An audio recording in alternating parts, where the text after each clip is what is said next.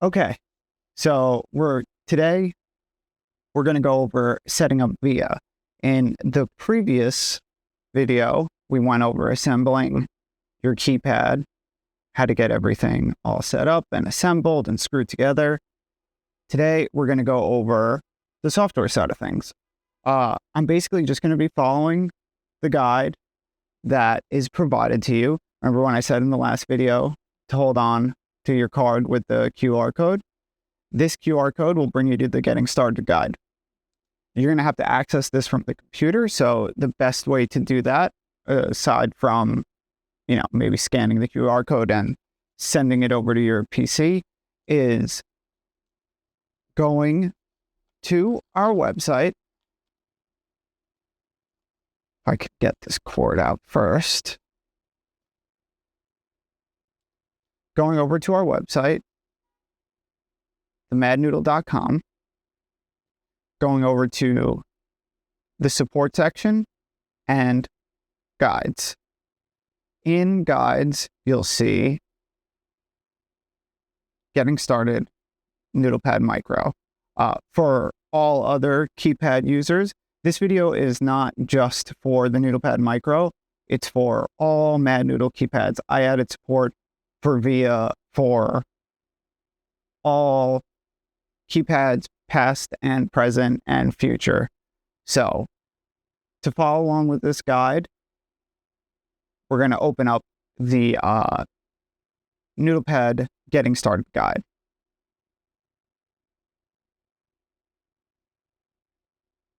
First thing that we're going to do is obviously assemble your keypad, which we did in the last video, which we got all done. If you were having trouble with the last video, this is a great graphic to show you how it's all set up. The next thing that we're going to need to do is plug in our keypad. I'm just using a standard Apple USB-C to USB-C, and we're on my laptop today because I think it'll just be easier for everybody. Cord out of the way. You know your keypad's working and on if you see the RGB lights on the back. This is the default color pattern that comes on all NoodlePad micros, on all NoodlePads in general. But we could change that in a minute. The first thing you'll see in step 2 is choosing your firmware option. There's 2 firmware options. Today we're going to be going over VIA. The other option is QMK. It's a little bit more advanced. It's not, I wouldn't really suggest it for beginners. I wouldn't really suggest it at all for most people because it's not really necessary, since VIA is based off QMK and it just makes it a lot easier to use. So we're going to go to VIA. The first thing that we're going to do is click VIA, and this will bring you to the VIA setup guide for all Mad Noodle Keypads. Like I said before, in guides, VIA setup guide for all Mad Noodle Keypads brings you to the same guide, so you could just go right here. Like I said before, VIA is an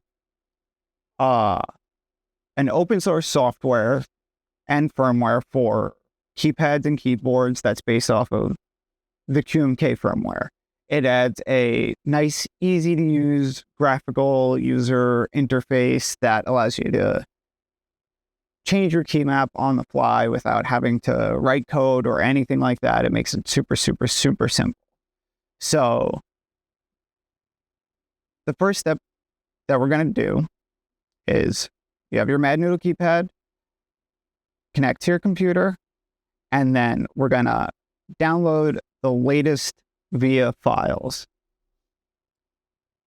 You click this, it'll open it up, and then it'll open up a download page. You'll just save it wherever you want to save it. I saved it to the download folder. Let's just extract it right now just to be ready.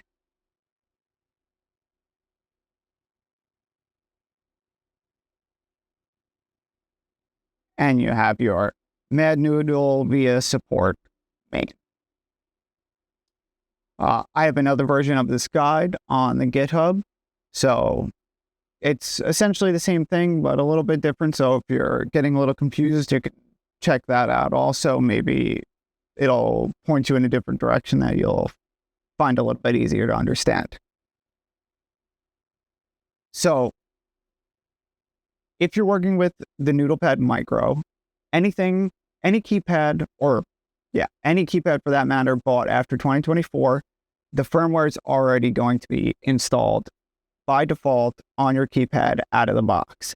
If you have anything older than that, the NoodlePad V1, V2, Udon, NZC, anything like that, you're going to have to install the firmware. And you're going to install the firmware by following the standard install guide that's provided with your older keypads using the QMK toolbox.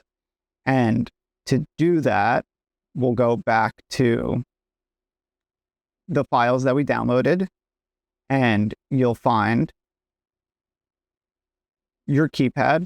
So say you have a NoodlePad, you open it up, you have the V1 or V2, we can click the V2, you have a firmware folder, and inside the firmware folder, you'll see your .hex file. That you'll just load into QMK Toolbox, just like you would with any other keymap file. But for right now, we're going to be working with just the NoodlePad Micro. So, like I said, if you just got your keypad, you don't need to worry about it. You don't need to worry about the step at all. It should already be on there. If a new version of VIA that I announced on whatever Instagram or whatever, or any other platform comes out, then you can follow this and it'll explain how to flash your keypad with the latest VIA firmware. But for right now, we don't need to worry about that. VIA is really cool because you have two different options. You could either use the VIA web app. So they have a web application where it's usevia.app. You could just type that into any browser and open it up. Or what we're going to be using today is a desktop app. So you can choose which version you want to use. But like I said, we're going to use the desktop app today. Clicking either of these, this will bring you to the link that I just showed you, and this will bring you to the download page on how to download and install VIA for your desktop.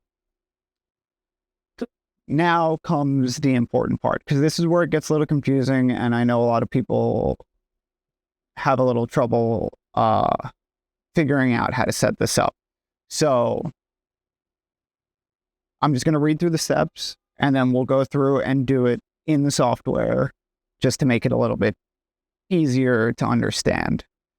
So once you have VIA open, you're going to go to the Settings tab, and you're going to enable Show Design tab. If you're prompted to, click Confirm. So we're going to open up our VIA desktop app. We're going to go over to the Settings page and Show Design tab. Once this is enabled, you'll see an icon up here pop up. This icon is the Design tab. So now that we've gotten that done, we're going to select the Design tab. And in here is where we're going to load our definitions. And I don't know if you saw, but when we were in this folder before, you're going to select the keypad that you're using. And inside that keypads folder, you'll see firmware, which is what I was speaking about before, which you don't need to worry about right now, or via definitions. So what we're going to do is we're going to open up the via definitions folder, and you're going to see NoodlePad micro.json. And what we're going to do is we're going to just drag that right into there. And you can see now we have a cute little image of the NoodlePad micro. And you can see down here, we have one definition installed. If you have multiple keypads, you'll see multiple definitions down here. And you could load as many definitions as you want. So say you have a NoodlePad V1 and a NoodlePad micro, you would just do that same process, open it up, go and drag in your udon.json file, and so on. All right, so back over to the guide. So we've loaded our draft definitions, and now we can return back to the configuration tab where all the magic happens. But before that, one thing that I've noticed, and it may be a bug or something, but a good thing to do is go back over to the settings tab and in render mode, select 3D. Because for some reason on both the desktop app and the web app, if 3D is not enabled, sometimes the keypad is not recognized by the PC. I'm not sure why. It doesn't really make any sense to me. I'm not sure what would cause that, but for right now, if you're having trouble connecting the keypad, if you're having trouble authorizing the keypad, make sure the 3D rendering option is turned on. So now we're going to go back over to the configuration tab. And in here, you'll see the NoodlePad Micro. And this is our default key map layout that comes with all the keypads. It's right out of the box.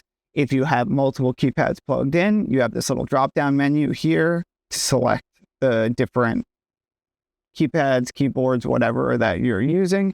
So if you had a Udon 13 and a NoodlePad plugged into your computer, in this menu, you would see NoodlePad Micro, Udon 13.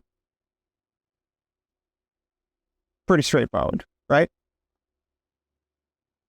Up in this top corner, you see your Layers tab.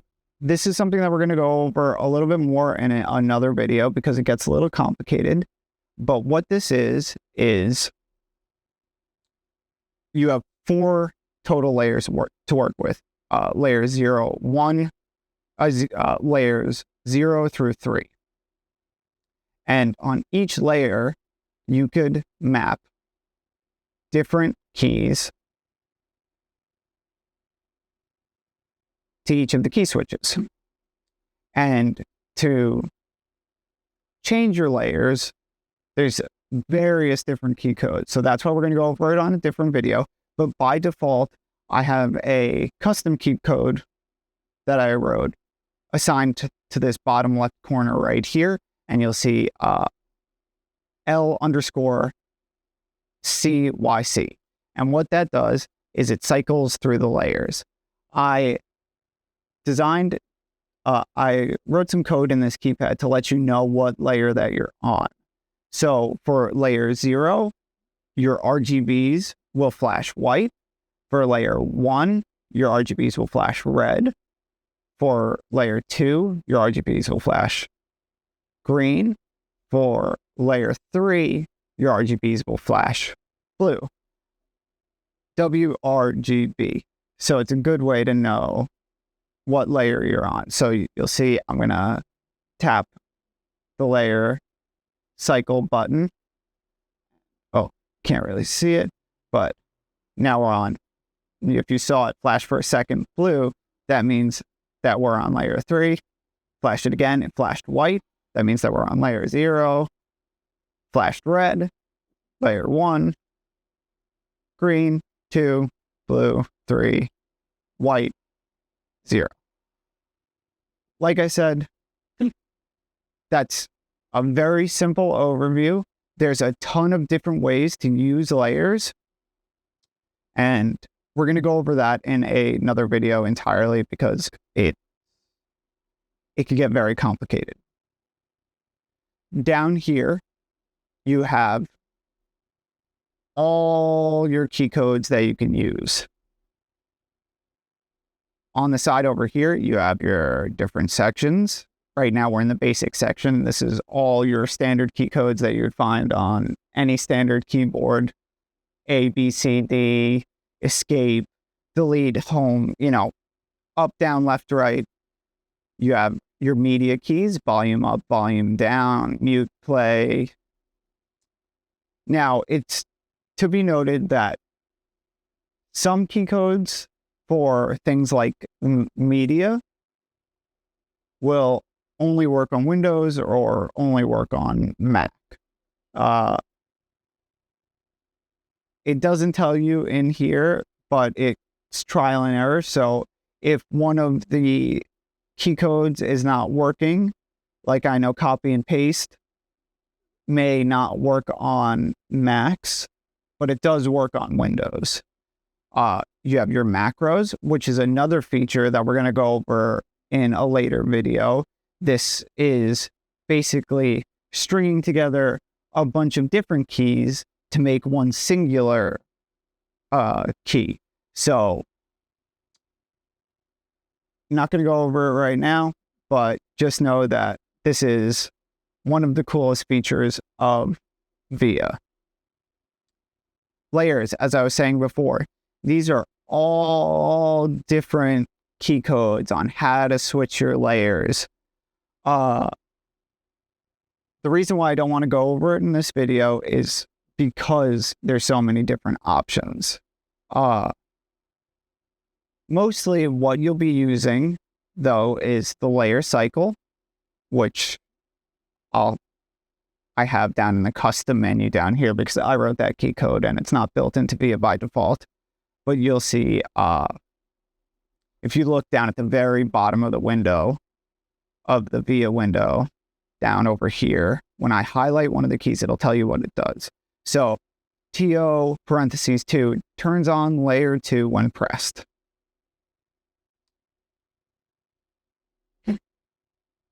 It's exactly what it does. This OSL, let's go, OSL parentheses 1 switches to layer 1 for one key press. So essentially what that does is you press the key that you mapped to your keypad. When you press that button, it'll switch to layer 1. And as soon as you press any key on layer 1, it'll switch back to the previous layer that you were on. Basic. And these are momentarily turn on the layer. So while you're holding down that key, you would be on layer 1. If you're holding down MO parentheses 2, you would be on layer 2. I'll have a whole video on layers because it can get very complicated. These are your special key codes. A lot of these you don't need to worry about. Well, some of them, depends on what you're using it for, but things as simple as power, and you can see right here we have power and power OS X. So power for Windows and powers for Mac. Sleep, wake, open up your calculator, open up the default mail app, cut, copy, paste, find, my computer. So this will open up a Finder window on Windows to your computer. Search, and then you even have some mouse button options. And then there's this other key down here in bright yellow called Any. And what that does is it allows you, so let's say, I didn't go over how to map a key switch, but this is how you map a key switch. You click the key that you want to map. So I want to change the bottom left key switch on my NoodlePad Micro. I click that switch, you'll see it flashing red, and then I click. This is really cool because it allows you to put in custom key codes, which we'll also go over in another video, because there's a plethora of different QMK key codes that you could map.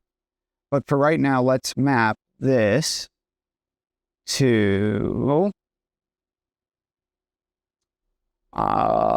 let's see.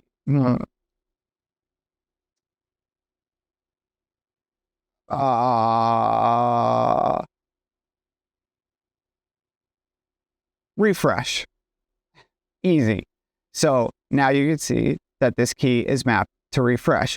If we go back to our browser and I click refresh key, you saw I clicked that key, it refreshes our browser. So it's really as simple as that.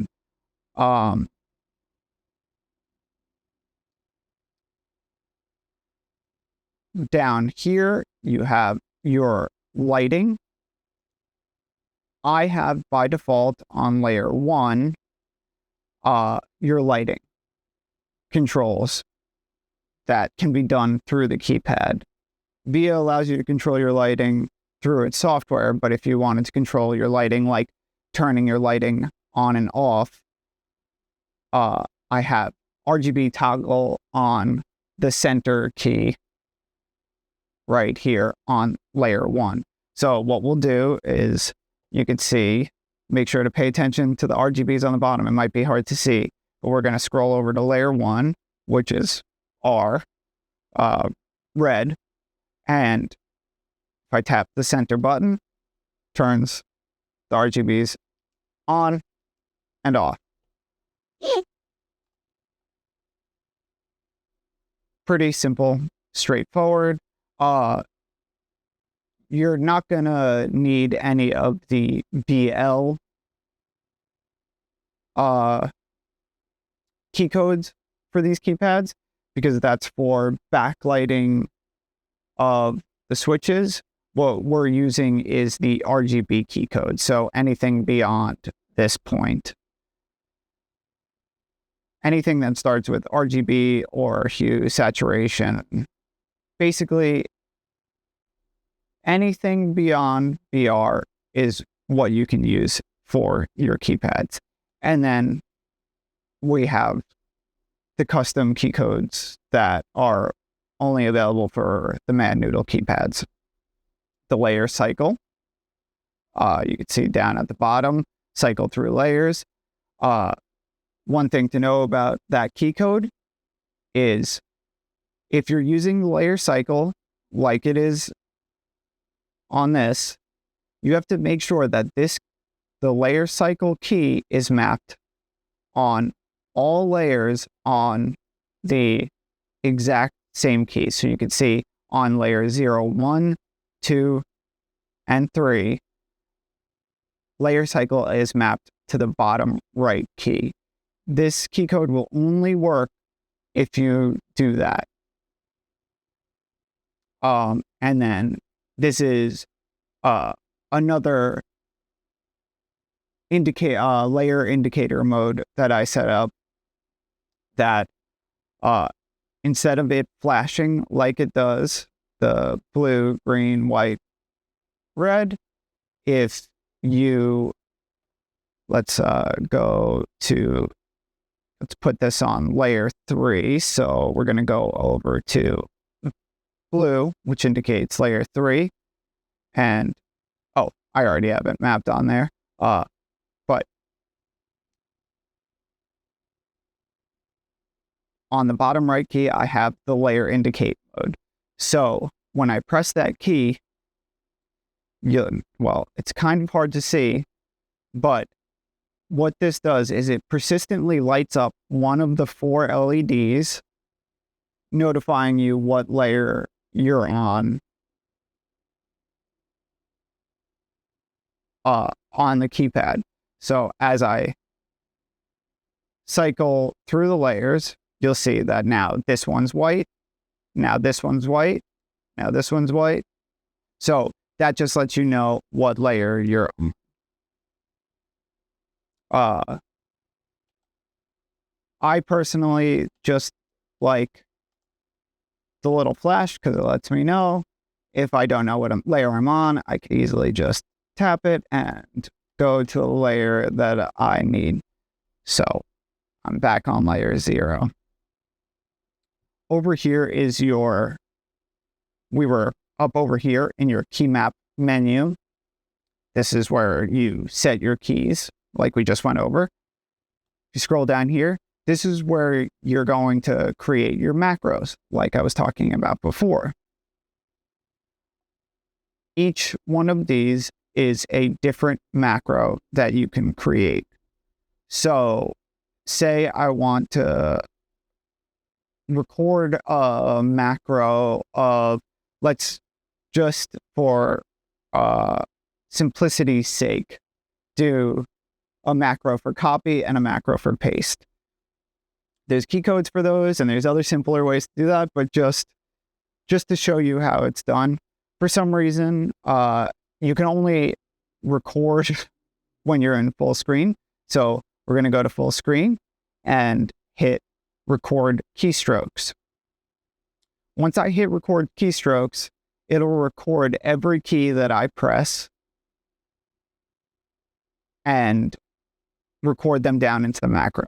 So what I'm going to do is hit record. We're now recording.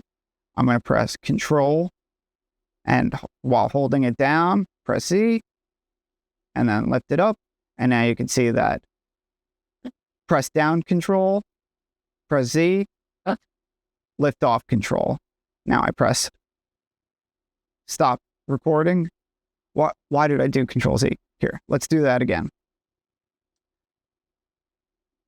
Record, Control, C, done. So now Control C is copy, stop recording. Every time you make a change to your macro, you have to save it, otherwise it will not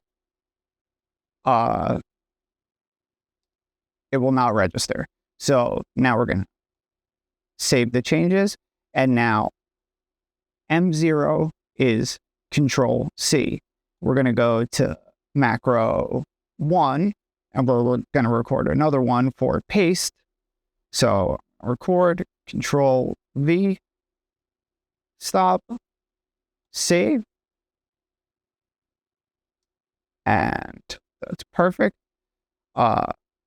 You have other options down here that we'll go over in the macros video, but right now this is it chooses the correct what it assumes the correct delay would be you would need between keystrokes. So now we have M0 as copy and M1 as paste. We're going to go back over to the key map section, go over to the macros, and we have M0 and M1. We just made those.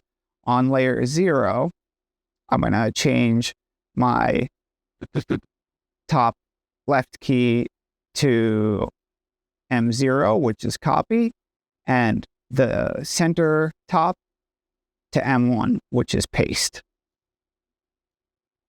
We're going to go back over here just to illustrate it. So, I don't know, let's select this text. I'm going to double check that I'm on layer 1. Yep, I'm on layer 1. I'm going to press the copy macro button and open up a new tab just to do. And then we'll see in the URL window, if I press paste, it pasted. Simple. But macros are really, really cool because you can get very, very, very complex, even down to, so let's go over to another new macro. what we just did before was we recorded macros, but you can also manually write macros. You'll see in a lot of my emails that I'll write the same thing, like my signature, all the best. If you ever need help, don't hesitate to reach out. It's not that I don't care to type it all out. It's just that I write a lot of the same things over and over again.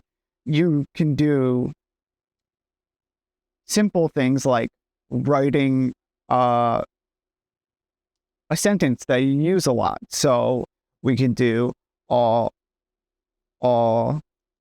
the best, comma.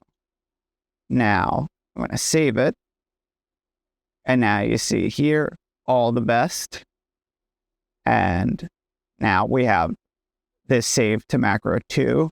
So I'm going to go over to the top right, go over to the macro menus and go put macro 2 on the top right key and open up our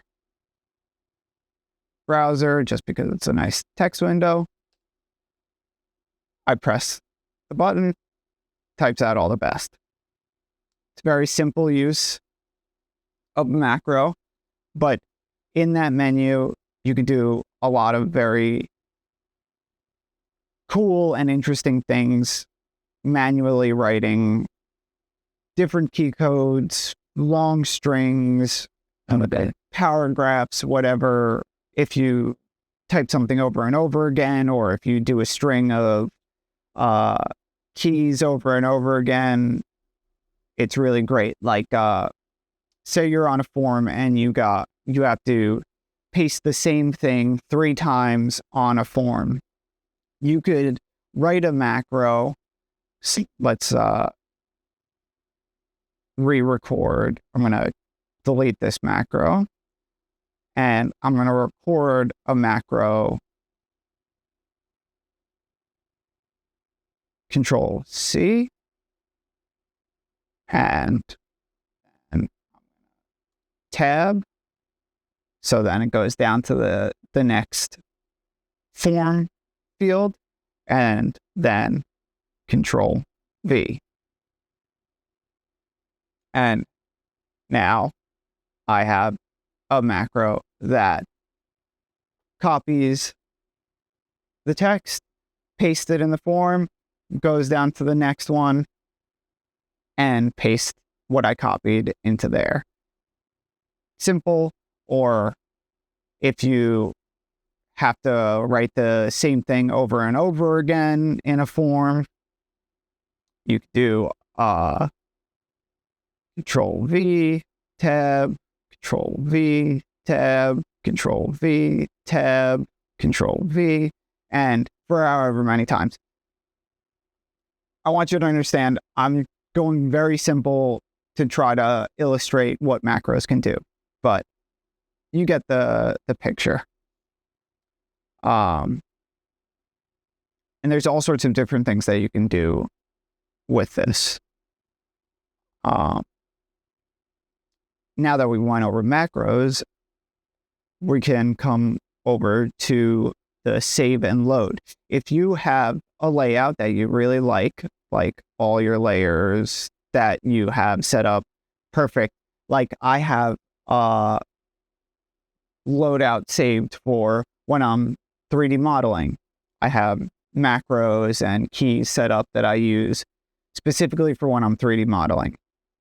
What I'll do is I'll save that I'll save that layout as NoodlePad Micro 3D modeling. And now that that's saved, if I go around and I start changing the keys, let's go R, E, F7, X, whatever. All right, so now you can see that I changed all the keys, and but I want to go back to the one that I use for my, but I want to go back to the layout that I use for my 3D modeling. I come back over to the save and load layout. I can go to load, and I can load my NoodlePad micro 3D modeling.json, and it brings me back to where we were before. It's a really nifty feature. So I have a layout saved for 3D modeling. I have a layout saved for when I'm photo editing. I have a layout saved for when I'm editing video.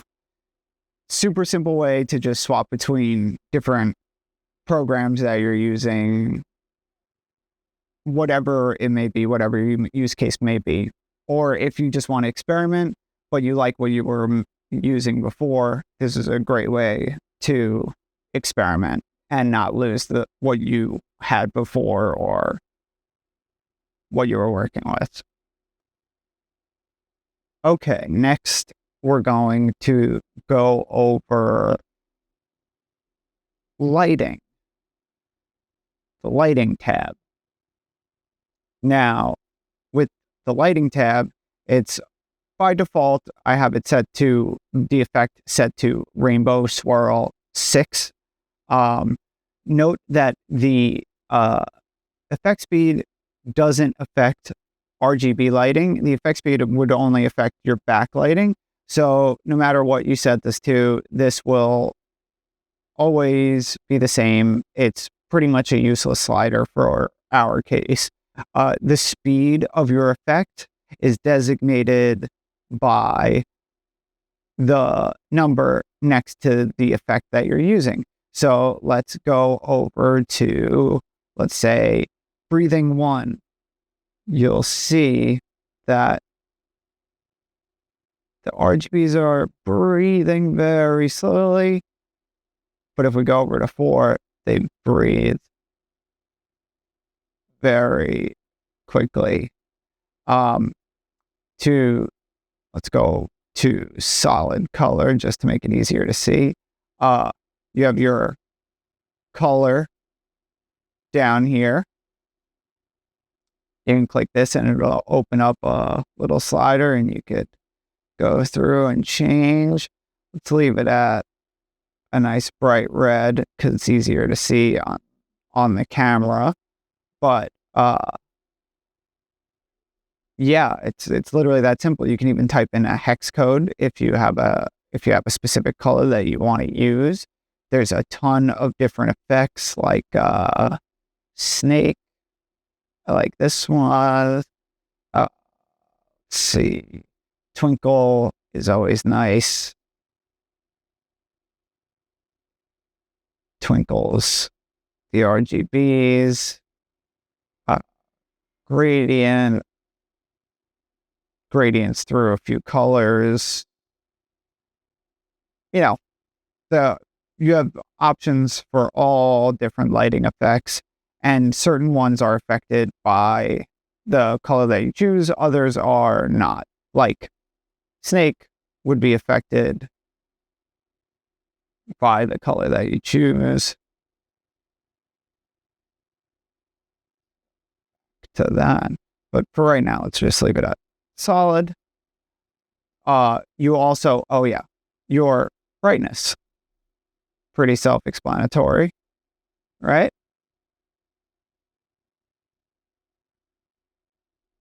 Slider up and down, brightness at full, brightness at half, because sometimes they could be a little bright and a little obnoxious. If you're in an environment where it's a little annoying, you turn the brightness down. Pretty straightforward. One thing besides lighting that I realized that I did not go over, that I should have gone over in the very beginning, is how to map your encoders. So let's go back over to the Keymaps. Encoders are a little different than switches. With switches, it's as simple as clicking and setting. So now that switch is set to A. With encoders, it's a little bit different. So I'm clicking my left encoder at the top of the screen up here, and you'll see that you have your rotate counterclockwise, rotate clockwise, and press encoder. So click encoder. With this left encoder, I have it set to KC left, KC right, and KCM previous, or KC underscore LEFT, KC underscore RGHT, KC underscore MPRV. Now, with encoders, it's not quite as simple as just clicking a key code. You have to click it, it opens up a menu, and you have to type in your key code. It has an autofill system. So if you start typing a key code, let's just go with one that we're working with right now. RGHT. You'll know it's right because it'll allow you to confirm it, but we're just going to keep it at left. Now, how to find key codes, that's another story entirely. You have a few different options. The easiest option for using via a simple way is, remember that bar that we were speaking about down at the bottom of the screen? You can see KCP8 or KC underscore A. Those are your key codes. So you would type those in to the encoder field that you want. If you wanted to put a macro there, you type in macro parentheses, full word macro parentheses, and then the number macro that you want to use. Certain ones, remember, there's often no vowels. So like with right, you can see it's KC underscore RGHT, no I. So pay close attention to that when you're typing them into the encoder. Another really great way to find key codes is to, instead of having to go through the full list of QMK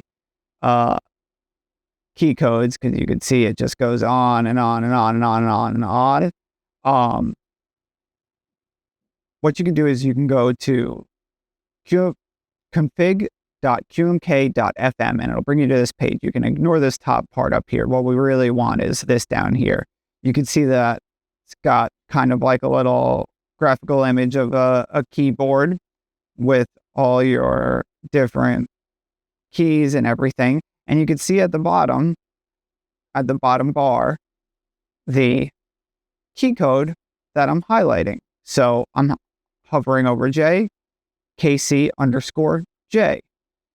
Something to note is 1, KC underscore 1 means the one at your top bar.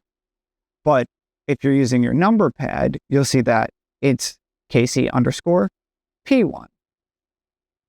You also have, other international keyboard settings, and then, layers. And it's really good because it'll also explain what each of the key codes does. You have your keyboard settings, like your RGB lighting settings, like we were going over before, and your media settings and some extra stuff. But this is a kind of, I use this all the time because it's a little bit easier way to find the key code that you're looking for, rather than trying to find it in via like the number pad / is KC underscore PS SLS.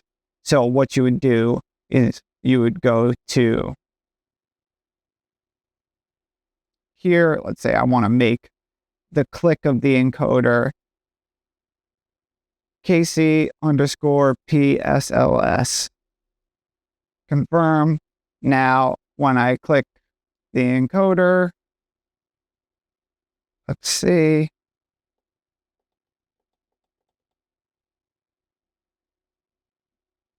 Pretty straightforward. As far as VIA goes, I think that covers just about everything. In here, you can write a bunch of different custom key codes, just like that any key that I showed you earlier. But for right now, until you learn those, until the next video where I go over more of those custom key codes, you don't need to worry about that. And the encoders also all change with the layers. So every layer, your encoders change. Like I have my right encoder on layer 0 set to volume up, volume down. You can see volume up, volume down. And then KCM next is the next track. And then on my right encoder is KC. Oh, well, it was the previous track. That's what it is by default. But other than that, I think that covers most of what VIA can do. Like I said, I'll have other videos explaining the other features more in depth. But for right now, that about covers it. If this, for the rest of the guide, it just goes over what we were talking about before, the different layers and what the colors mean and the alternative options. These are the custom key codes that I was talking about earlier. Do not hesitate to email me at jesse@themadnoodle.com or on our GitHub, or going to our contact page and filling out the form, or messaging me on Instagram. I'm always willing to help out because I know some of the stuff can be a little confusing. With software specific things, I'll help out as best as I can, but I'm not familiar with every software, but I'll do the best that I can. You can also join our Discord. The community's growing on there, so maybe people who have the same software that you're looking to make a macro for already have something set up, so it's worth asking in there as well. But other than that, that really goes over how to use VIA with your NoodlePad Micro. I hope that helps. If it doesn't, I'm sorry. This was a much longer video than I intended it to be, but hopefully it gives you a better idea of how to use VIA. There's a lot of convoluted stuff like the macros and whatnot, but we'll go over all that stuff in other videos and in detail on how to use them and how to really, really maximize it. And manually write things and all the fun stuff. But thank you for watching. I really, really appreciate it. Stay tuned for the next video, I guess.